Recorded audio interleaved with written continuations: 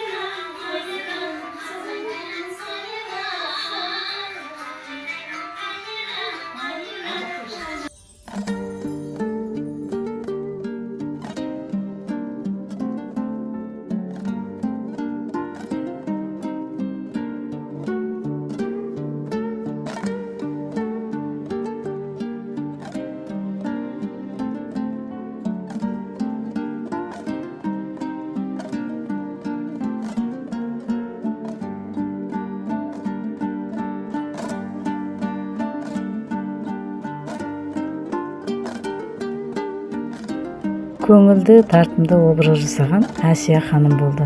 Ол кәдімгі қарапайым мектептің математика пәнінің мұғалімі болып келді де, логикалық есептер дайындап, миымызға сілкініс жасап, бәрімізді бір балалық күйге түсіргендей болды.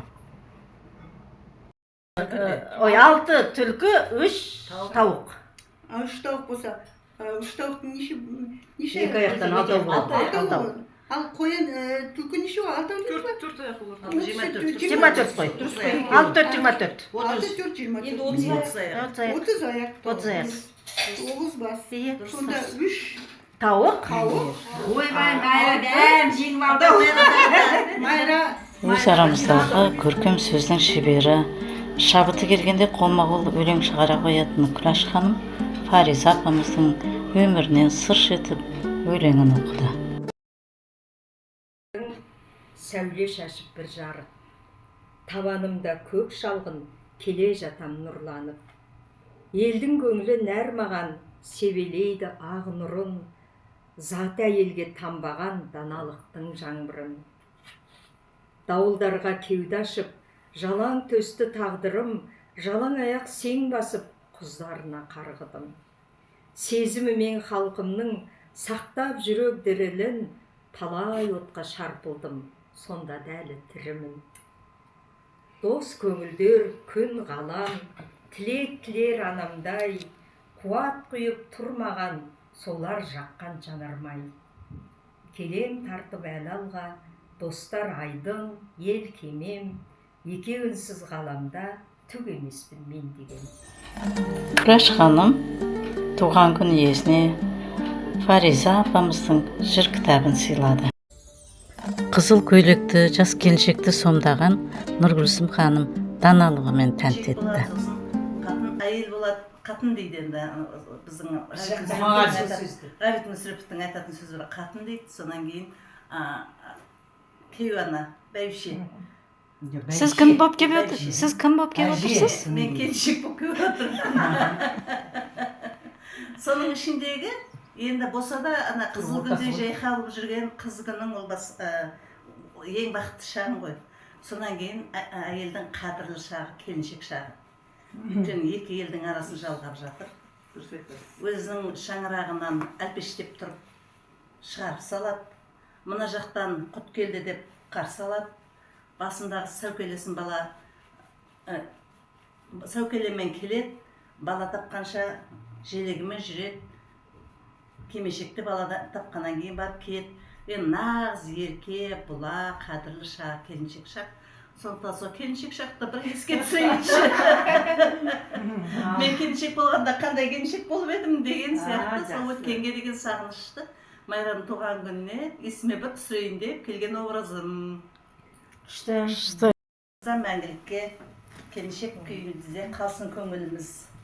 Бұла балаң шағымыз, қыз күніміз естен кетпесін.